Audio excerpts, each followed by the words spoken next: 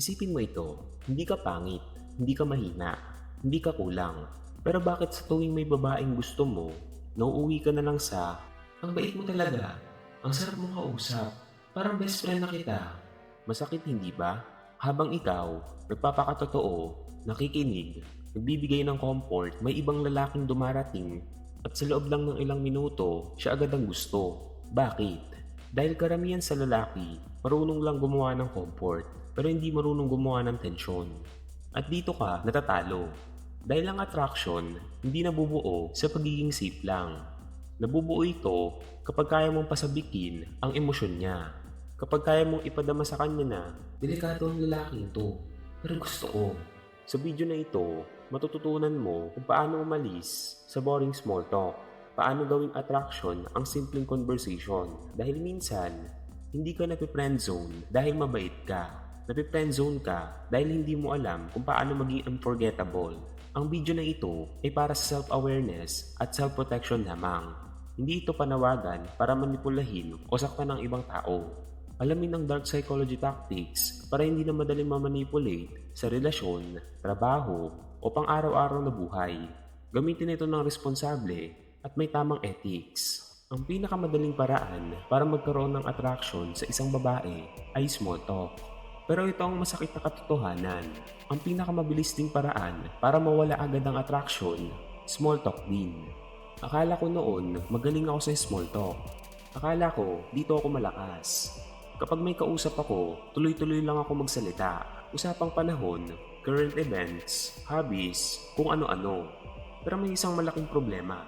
Kahit gaano ako kadaldal, wala akong nabubuong tunay na attraction sa kahit sinong babae. At hindi dahil wala akong muwang noon. Hindi ko napapansin na karamihan sa kausap ko naghihintay lang ng tamang pagkakataon para umalis. Hindi sila engaged, pinapalipas lang nila ako. Hanggang sa may nakilala akong isang lalaki sa isang university, tahimik siya, introvert, at halatang ayaw niya sa small talk. Sa totoo lang, hindi siya magaling dito, pero nakakagulat, mas gusto siya ng mga tao kaysa sa akin. Mas madali siyang makabuo ng connections, mas mabilis siyang magustuhan, at mas madali siyang maka-attract ng babae. Doon ako napaisip, paano nangyari yun? Sinimulan ko siyang obserbahan, at doon ka nakita ang patterns. Kaya siya mas effective ay dahil hindi siya nagpapakulong sa small talk. Habang karamihan nananatili sa mababaw na usapan, siya mabilis siyang lumalim. Sa loob ng ilang segundo, iniiwan niya ang boring na usapan. Dinadala agad sa meaningful conversation. Mas totoo, mas personal, mas emotionally engaging. At kapag babae ang kausap niya, mula small talk papunta sa deep conversation. Tapos sa kanya dinadala sa flirtation. Yan ang sekreto niya. Hindi ka dapat tumalon agad mula sa small talk papuntang landi. Diyan sablay ang karamihan ng lalaki. Hindi pwedeng, ang init ngayon no? Tapos biglang, alam mo, ang ganda mo. Bro, social suicide yun. Ang tamang flow ay small talk, deep conversation, then flirtation. Tandaan mo yan. Dahil ang biggest red flag sa social life mo, hindi pagiging mahiyain. Hindi pagiging introvert, kundi pagiging boring. Oo, dahil kapag boring ka, walang attraction, walang curiosity, walang emotional impact. At ang pinakamabilis na paraan para maging boring ay yung masyadong matagal sa small talk. Kaya kung gusto mo maging charismatic, ikaw ang dapat mag-lead palabas sa mababaw na usapan. Ikaw ang magdadala sa conversation sa mas malalim. Kapag nagawa mo yun, automatic na ang tingin na kausap mo sa'yo. May deep tong taong to. Interesting siya.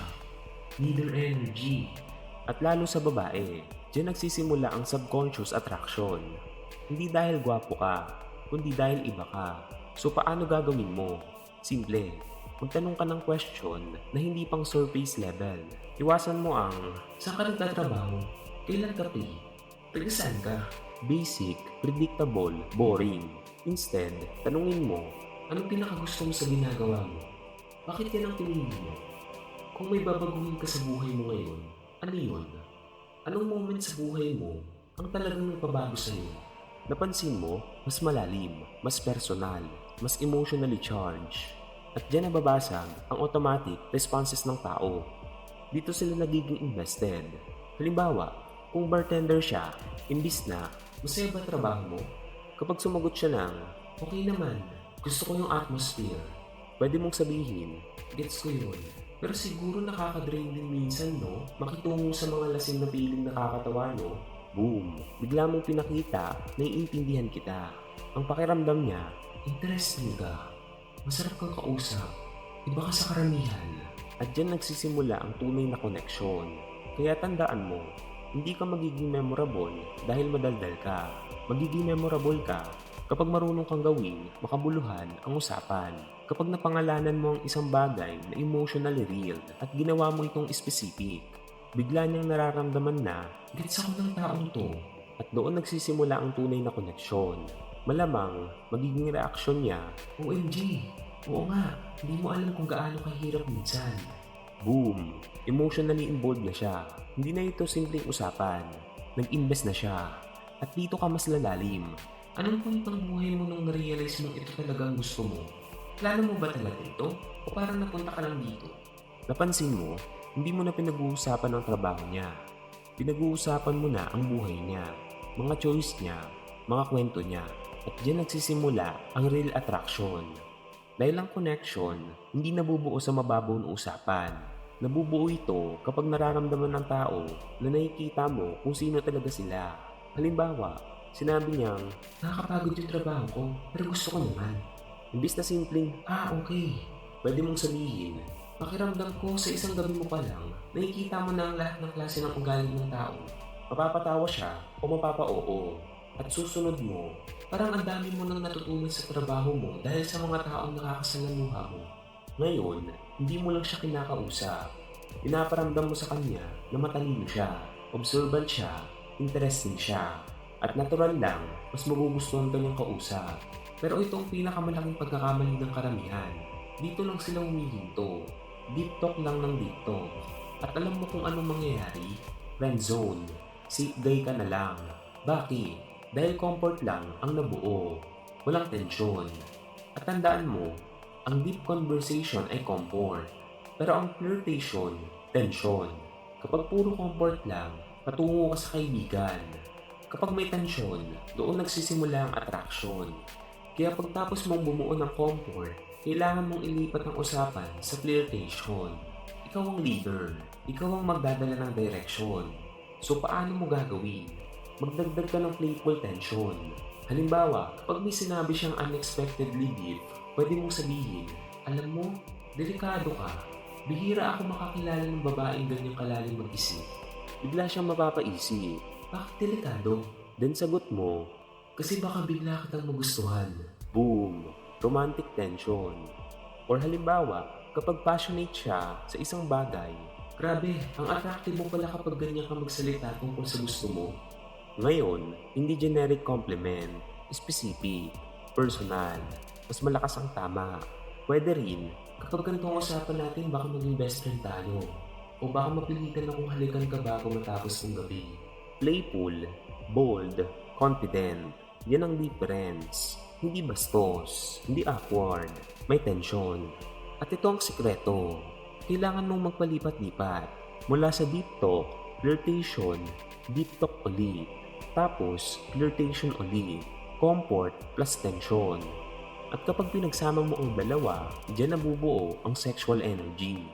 Diyan lumalakas ang attraction. Kaya tandaan mo, hindi sapat ang interesting ka lang. Hindi sapat ang mabait ka lang. Kung gusto mo maging unforgettable, kailangan marunong kang lumalim, mag-lead, at lumikha ng tensyon. Dahil ang babae, hindi lang na-attract sa usapan. Na-attract siya sa lalaking marunong magkontrol ng emosyon sa loob ng usapan. At dito na nagtatapos ang ating video. Kung nagustuhan niyo yung mga content natin, maaari niyo bang i-follow at i-subscribe ang ating YouTube channel na Hidden Truth PH. Maraming salamat sa inyong panunood.